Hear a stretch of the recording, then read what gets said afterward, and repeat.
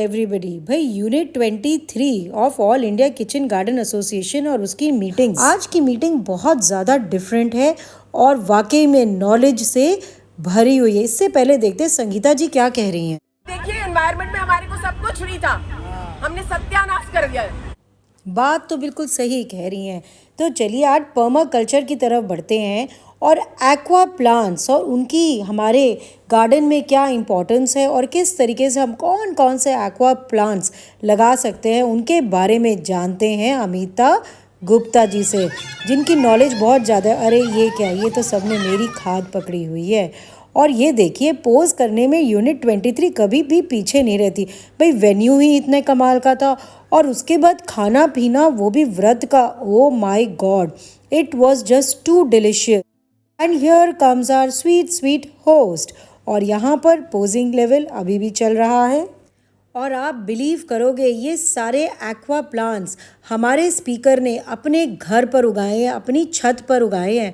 और अपनी ही छत क्यों, इन्होंने तो मेरी छत भी डेकोरेट करी है। जी हाँ, जो मेरा कॉर्नर था जहाँ पे सारे एक्वा प्लांट्स और ये एक फोकल पॉइंट बनाया था, ये इन्होंने ही डेकोरेट किया है। How much I can thank her for doing so, क्योंकि सबने बहुत अप्रिशिएट किया था। तो चलिए अब सुनते हैं हम उनका लेक्चर। अपने टेरेस या गार्डन में मॉइस्चर मेंटेन करने के लिए वाटर बॉडी बहुत ज़्यादा इम्पॉर्टेंट रोल प्ले करती हैं। और अमिता जी लास्ट तक आपको ये बताएंगी कि ऑर्गेनिकली आप अपने प्लांट्स में ऐसा क्या डाल सकते हैं कि आपके प्लांट्स बहुत ब्यूटीफुली ब्लूम भी करें और साथ में आप उनको जब चाहें इंजॉय करें और अपने गार्डन को एक ब्यूटीफुल लुक दें। So keep listening. सब जानते हैं कि जो वाटर प्लांट्स हैं, जैसे हम ऑल प्लांट्स लगाते हैं उसी तरह से वाटर प्लांट्स भी हैं। जितनी खूबसूरती हम प्लांट्स लगा के प्राप्त करते हैं उसी तरह हम वाटर प्लांट्स लगा के भी उससे भी ज़्यादा खूबसूरती प्राप्त करते हैं। जैसे कि आप जानते हैं कि लोटस जो है वो हमारा नेशनल फ्लावर है और वो उसकी जो खूबसूरती है वर्ल्ड नोन है, उसको कहने की समझाने की ज़रूरत नहीं है। लेकिन जो आज मैं आपको बताऊँगी, कुछ टिप्स बताऊँगी कैसे क्या करना है। तो देखा आपने घर में प्रैक्टिकली कि अगर मेरे यहाँ 10 टब हैं तो किसी टब में डेली पक्षी आके मॉर्निंग में स्नान करते हैं 4 बजे से। तो अगर मैं उसमें डेली पानी भरती हूँ तो 1 फीट पानी कम हो जाता है, क्योंकि सारे गिलहरियाँ और स्क्वेरल्स और के अलावा स्पैरोज़ और जो मैं देख भी नहीं पाती जिन्हें, लेकिन मुझे महसूस होता है कि वो पानी इतना कम हो गया है और वो उसमें आके बहुत सारे एनिमल्स और बर्ड्स वगैरह जो हैं वो उसमें स्नान कर रहे हैं। इवन कैट्स भी पानी पीती हैं। जो प्लांट्स रखे होते हैं उसमें आप देखो तो डॉग और कैट भी आके बहुत, जो उनके लिए पानी रखा होता है वो उसको नहीं पीते, जो प्लांट्स वाला पानी होता है वो उसको पीते हैं, क्योंकि वो उनके लिए एज अ मेडिसिन ट्रीट करता है। तो अभी हम जैसे आपको सबसे पहले थोड़े से वाटर प्लांट्स जो घर में इजीली यूज़ हो सकते हैं, इजीली हम लगा सकते हैं, उनके बारे में बता रहे हैं। जैसे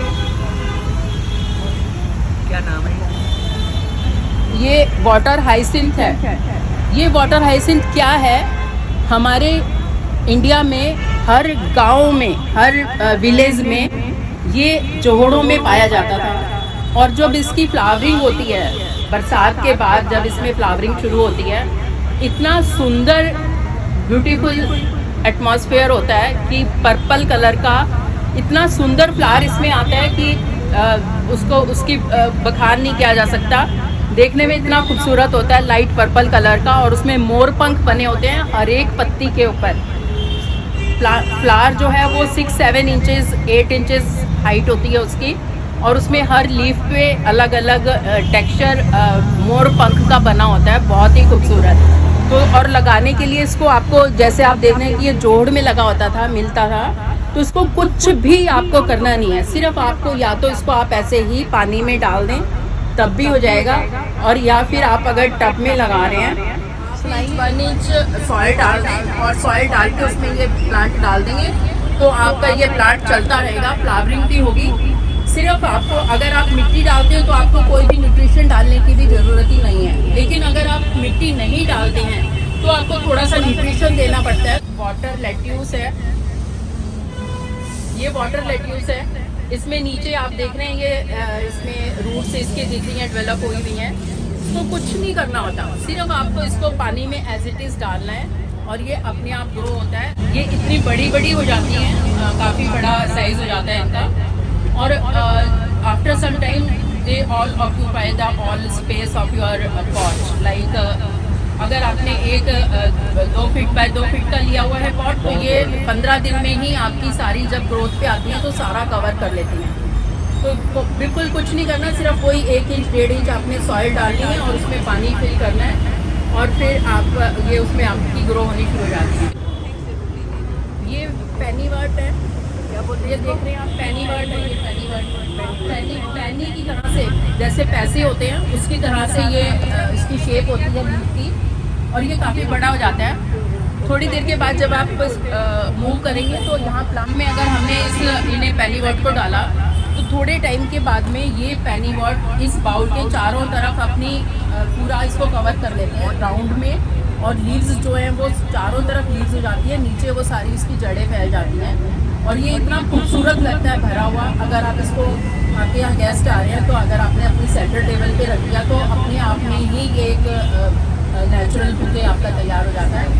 सबसे बड़ी बात इसकी ये है कि आप इसमें अगर पानी आपने ज़्यादा भी नहीं डाला तो सिर्फ 2 इंच की मिट्टी जो है, अगर 2 इंच की मिट्टी में ही आपने ये पेनीवर्ट लगाई हुई है और 2 इंच पानी उतना ही है मिट्टी तक कवर किया हुआ है, तो ऊपर तक भी नहीं भरा हुआ, तो आपका वो वर्क करेगा और उसको उसमें आपके मॉस्किटो भी नहीं होने के चांसेस हैं। तो उसको आप अपनी सेंटर टेबल पे भी रख सकते हैं। हाँ, लेकिन कुछ टाइम के बाद में आपको इसको धूप में रखने की ज़रूरत पड़ेगी या ओपन एरिया में रखने की ज़रूरत पड़ेगी। इनसाइड बहुत कम चलते हैं सारे जो भी एक्वेटिक प्लांट है। अगर आपके घरों में मनी प्लांट सबने लगाया हुआ होगा पानी में, आप सबने देखा हुआ है कि मनी प्लांट पानी में चलता ही है, उसमें किसी भी चीज़ की ज़रूरत नहीं होती। लेकिन अगर काफ़ी टाइम तक हम उसको रखते हैं तो उसका भी डिटोरेशन शुरू हो जाता है, लीव्स पीली पड़नी शुरू हो जाती हैं, या उसको भी कुछ ना कुछ न्यूट्रिशन चाहिए होता है। उसी तरह से ये एक्वेटिक प्लांट का है कि अगर आप इन्हें बाहर ओपन में रखते हैं तो ये बहुत अच्छे से ग्रो करते हैं।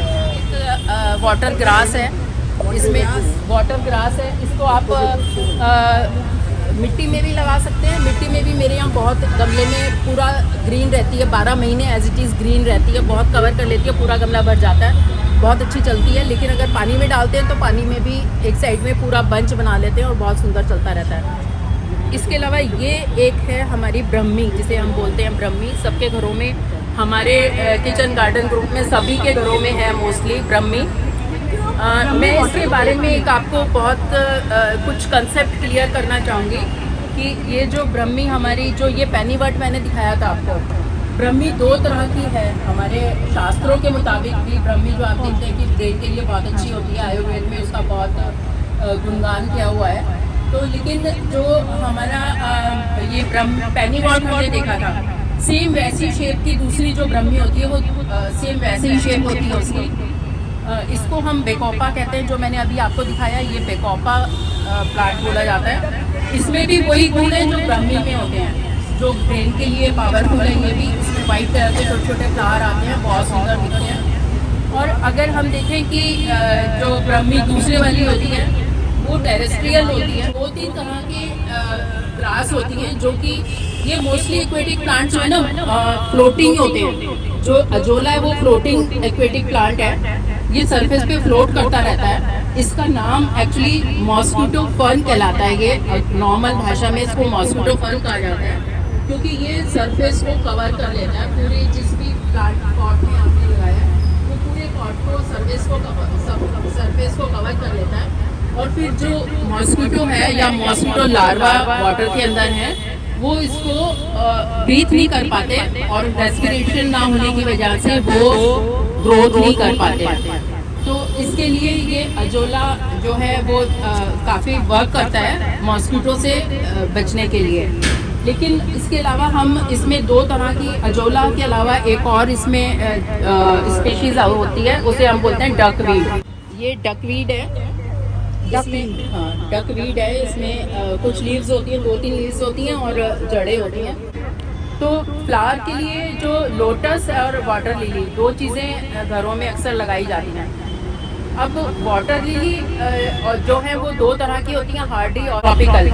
इसी तरह लोटस भी ट्रॉपिकल और हार्डी होते हैं, लेकिन अभी मार्केट में बहुत से, क्योंकि लोगों का जो रुझान है वो ग्रो करने के लिए बढ़ रहा है, तो अभी हाइब्रिड वैरायटी के लोटस भी आ रहे हैं मार्केट में, जिन्हें कि आप एक छोटे से गमले में, बिल्कुल मग में भी आप उगा सकते हैं।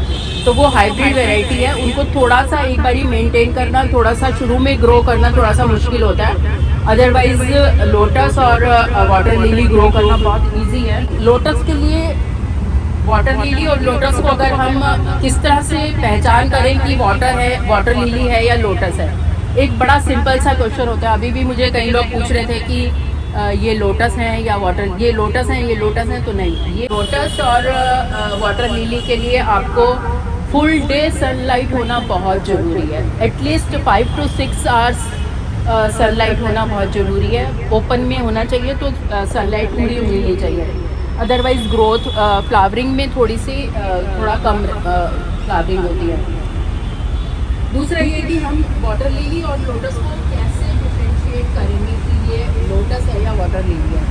बहुत इजी है। अगर हम लोटस को देखें तो लोटस का ट्यूबर है, आपने कई बारी जगह देखा होगा।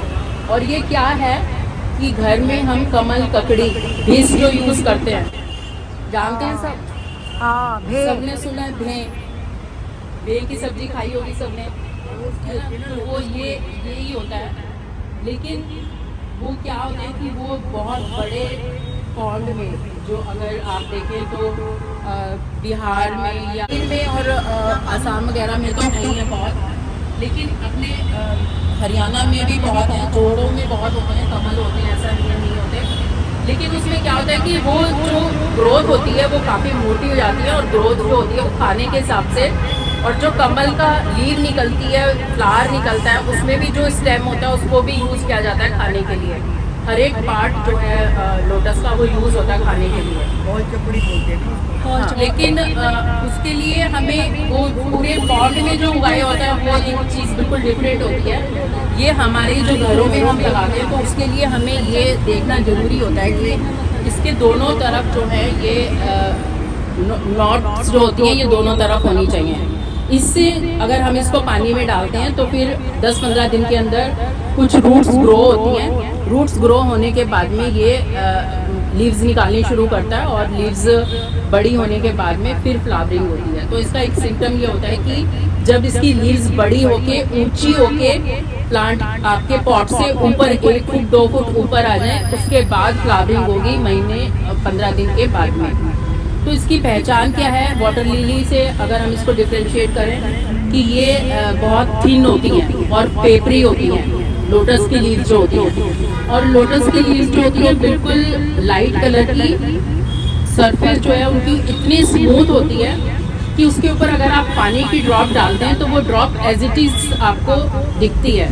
लेकिन अगर वाटर लिली पे पानी होता है वो ठहरता नहीं है, वो निकल जाता है। तो लोटस और वाटर लिली में एक सबसे बड़ा मेजर डिफरेंस ये है कि इसकी लीफ जो होती है वो बिल्कुल सरफेस जो है उनकी स्मूथ होती है।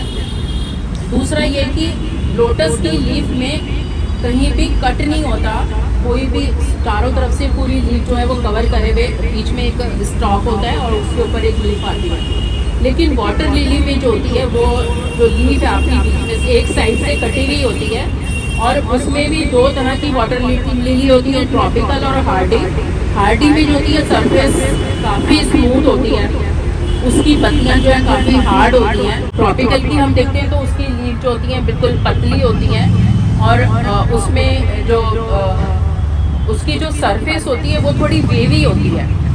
वेवी होने की वजह से वो डिफ्रेंशिएट करते हैं उसे हार्डी और ट्रॉपिकल अलग, जिसमें दोनों साइड से पूरा फूल है तो अब वो आप लगा सकते हैं। मैंने प्रैक्टिकली किया है, प्रूव किया है। मैं 10 साल से इसी फील्ड में लगी हुई हूँ। ऐसे ये अक्टूबर तक का होता है। फैब में आफ्टर डॉर्मेंसी ये जो वाटर लिली और लोटस हैं ये ब्लूम करना शुरू करते हैं, और फिर ये ट्यूबर्स बनाते हैं। अगर हम मार्च में इन ट्यूबर्स को अलग अलग कर दें तो हम एक ही प्लांट से 20, 50, 100 जितने भी उसमें बने हुए हैं उतने प्लांट्स ले सकते हैं। बहुत इजीली बहुत काम थोड़ा सा हेक्टिक होता है, थोड़ा एफर्ट वाला होता है, बाकी इसमें और कोई ऐसा लूप होल नहीं है, आप उससे अपना ले सकते हैं। उसमें आप उसको अगर फरवरी में या मार्च में लगा देते हैं तो जितनी जल्दी आप लगाते हैं, अप्रैल के फर्स्ट वीक में, अप्रैल के सेकंड वीक में आपकी फ्लावरिंग स्टार्ट हो जाती है। जितना लेट करते हैं उतना वो टाइम आपका फ्लावरिंग के लिए लेट होता चला जाता है। टेम्परेचर जो है वो वाटर लिली अगर हार्डी है तो उसके लिए आपको 27 डिग्री तक कंफर्टेबल होता है। 10 डिग्री से 27 डिग्री तक का टेम्परेचर कंफर्टेबल होता है। लेकिन अगर आप ट्रॉपिकल ले रहे हैं तो वो 35 डिग्री तक भी बहुत उन्हें हम देख रहे हैं। और बहुत उसमें ट्रॉपिकल में बहुत कलरफुल वैरायटी होती है, बहुत डिफरेंट कलर के फ्लावर्स आते हैं और उसका जो टेम्परेचर है वो हमारे दिल्ली क्लाइमेट के लिए बहुत अच्छा सूटेबल है, हम उन्हें बहुत इजीली ग्रो कर सकते हैं। और जो इसका उगाने का मेन तरीका जो है उसके लिए हमें सिर्फ ये है कि थोड़ी सी प्लानिंग, थोड़ी सी प्रिपरेशन करनी पड़ती है। सपोज़ आपने ट्यूबर ऑर्डर कर दिए हैं, फेसबुक पे आपने ऑर्डर डाल दिया है, तो आप अपनी तैयारी पहले से शुरू कर लें। एक टब में आप अगर आपकी टब 10 इंच वाली है और उसका 2 बाय 2 का डायामीटर अगर है, 24 इंच का डायामीटर अगर है, तो आप उसमें 2 इंच वर्मी कंपोस्ट पहले डाल दें और उसके ऊपर चिकनी मिट्टी दिल्ली में अगर आपको कहीं भी नर्सरी में जाएंगे या कहीं भी खुदाई हो रही है तो वो चिकनी मिट्टी है, वो सफिशिएंट है, आप उसको डाल सकते हैं। आप नर्सरी से लाके कोई भी मिट्टी डाल सकते हैं, बशर्ते कि उसमें बहुत ज़्यादा दोमट ना हो, सैंड ना हो। और उसमें आप अगर अवॉइड करें गोबर की खाद तो बेस्ट है, क्योंकि गोबर की खाद में न्यूट्रिएंट्स इतने ज़्यादा होते हैं, प्लस उसमें जो सीड्स या जहाँ से भी वो आई है उसमें बहुत सारी खरपतवार बहुत सब उसमें अपने आप उगने लगती हैं, तो वो प्लांट्स के लिए ठीक नहीं होती है। तो उसके लिए आप कोशिश करें कि वर्मी कंपोस्ट पहले डाल दें, उसके बाद में चिकनी मिट्टी डालें। चिकनी मिट्टी डालने के बाद में आपने ट्यूबर या बल्ब, हार्डी और ट्रॉपिकल में बल्ब और ट्यूबर का भी डिफरेंस होता है। लोटस में सारे ट्यूबर्स होते हैं, लेकिन वाटर लिली में बल्ब, कुछ बल्ब से होते हैं, कुछ ट्यूबर होते हैं। तो जो भी आपको लगाना है वो आप उसमें मिट्टी को पहले डाल के और उसको पानी को भर के रख दें, ताकि जो उसकी गर्मी है वो शांत हो जाए। तो जितना आप उसको लंबे टाइम तक रखते हैं, हफ्ता, 10 दिन, 12 दिन, 15 दिन, जब तक आपके ट्यूबर आते हैं, आप उसको एज इट इज़ छोड़ दें, उसको रहने दें, उसको खुले वातावरण में रहने दें। और फिर जब आपका ट्यूबर या जो भी बल्ब आता है, उसके लिए आपको क्या करना है कि उसको भी आपको फ्रेश वाटर में रखना है। पहले अगर आपके पास, आप अर्ली स्टेज पे अगर फरवरी में ही मंगा लेते हैं या मार्च में ही मंगा लेते हैं, तो आप उसको हफ्ते के लिए, 10 दिन के लिए एक सिंपल पानी में, प्लेन पानी में डाल के और खुले एरिया में रख दें, ताकि उसमें जो है जड़ें निकल आएँ। जब उसमें जड़ें निकल आएँ और लीव्स जो हैं वो बढ़ के पानी की सतह तक आने लगें, तब आप उसको ट्रांसप्लांट कर सकते हैं अपने पहले से डाली हुई मिट्टी और पानी में। उससे वो प्लांट आपका जल्दी ग्रोथ करेगा और उसके मरने के चांसेस बिल्कुल नील होंगे। वो अच्छी तरह से ऑक्यूपाई कर लेगा उस कंडीशन को, और फेवरेबल कंडीशन मिलते ही वो जल्दी, बहुत जल्दी ब्लूम भी करेगा। और इसके लिए जो आपको कंपोस्टिंग करनी होती है, जो आपको न्यूट्रिएंट्स देने होते हैं, बहुत सिंपल है। DAP आप दे सकते हैं और NPK में सिर्फ आपको PK देना है। मैं अपने प्लांट्स में कभी भी DAP या NPK देना ठीक नहीं समझती। मैं क्या करती हूँ कि जैसे मुझे पता चला कि NPK PK देना है, PK मीन्स पोटेशियम और फॉस्फेट, तो हमने सर्च किया कि हमें पोटेशियम और अपने प्लांट्स को देने के लिए हम कहाँ से ले रहे हैं। हम केले के छिलके से ले रहे हैं, अदरक और प्याज के छिलकों को जो पानी हम रखते हैं वो पानी से हम न्यूट्रिएंट्स ले रहे हैं। तो मैंने ये किया प्रैक्टिकली कि मैंने उनका पानी जो है वो अपने प्लांट्स को दिया जब वो ब्लूमिंग स्टेज पे थे, और मैंने ये देखा कि वो बहुत अच्छा वर्क कर रहा है। तो मैंने और कुछ ना डाल के सिर्फ अपनी वेजिटेबल्स के पानी और जो भी हम अपने प्लांट्स को देते हैं, उस तरह से मैंने वाटर प्लांट्स को भी दिया और मेरे ख्याल से वो बहुत अच्छा वर्क करता है। कुछ डिसीजेज आती हैं, कुछ पेस्ट, कुछ एफिड्स, कुछ आते अटैक करते हैं, तो वो भी इन्हीं के थ्रू नीम का पानी यूज़ करके या फिर ये सब अनियन और अदरक और ये सब का पानी डाल के या हम इसको बचाव कर सकते हैं।